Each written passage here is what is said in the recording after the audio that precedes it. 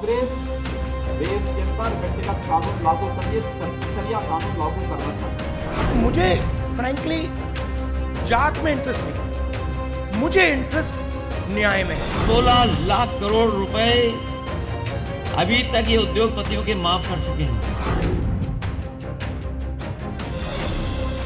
लोकसभा चुनाव के दंगल में दूसरे चरण से पहले पीएम मोदी ने जो दांव चला, वही दांव अब पूरी पार्टी चलती दिख रही है।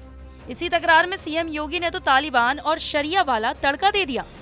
कांग्रेस देश के अंदर व्यक्तिगत कानून लागू करके शरिया कानून लागू करना चाहती है, तालिबानी विध्वंस का समर्थन करना चाहती है।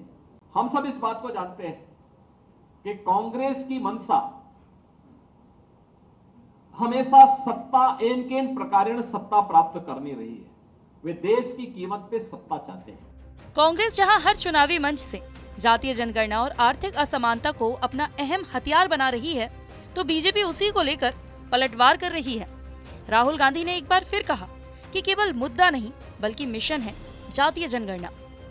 मुझे फ्रैंकली जात में इंटरेस्ट नहीं है, मुझे इंटरेस्ट न्याय में है। हिंदुस्तान में आज 90% के साथ अन्याय हो रहा है, भयंकर अन्याय हो रहा है।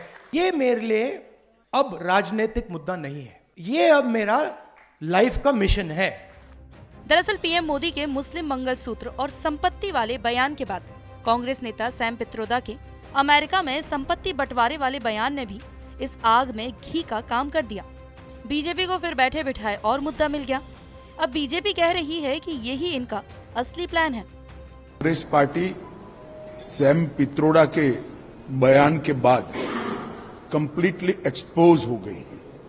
सबसे पहले घोषणा पत्र में सर्वे, मनमोहन सिंह का पुराना बयान जो कांग्रेस की लेगेसी है कि हम देश के संसाधन पर सबसे पहला अधिकार माइनॉरिटीज का मानते हैं, और अब इनके मैनिफेस्टो बनाने में जिनकी अहम भूमिका है वो सैम पित्रोदा का बयान।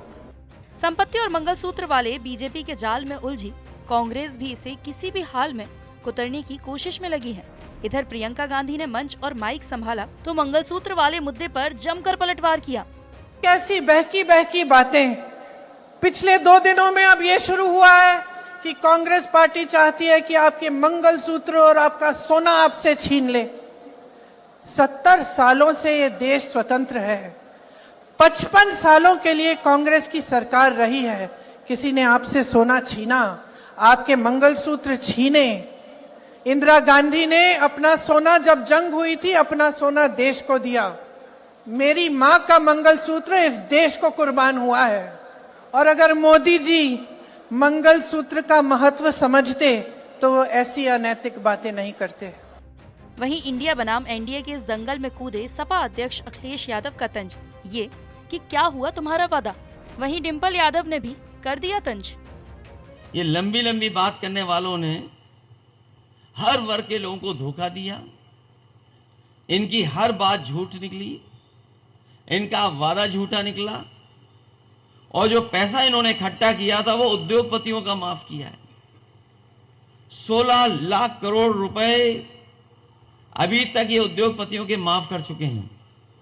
जो बड़े बड़े संपन्न लोग हैं, जो ताकतवर लोग हैं, जिन्होंने इनका साथ दिया, उनका इन्होंने चंदा माफ किया। बहरहाल बिजली, पानी, सड़क, स्वास्थ्य सरीखे आम जनता से जुड़े मुद्दे के बजाय देश का आम चुनाव अब मुस्लिम, मनमोहन सिंह, मंगलसूत्र, संपत्ति और शरिया सरीखे मुद्दों पर शोर कर रहा है।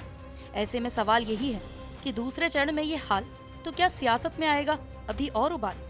सवाल ये भी कि क्या पित्रोदा ने बढ़ा दी कांग्रेस की परेशानी।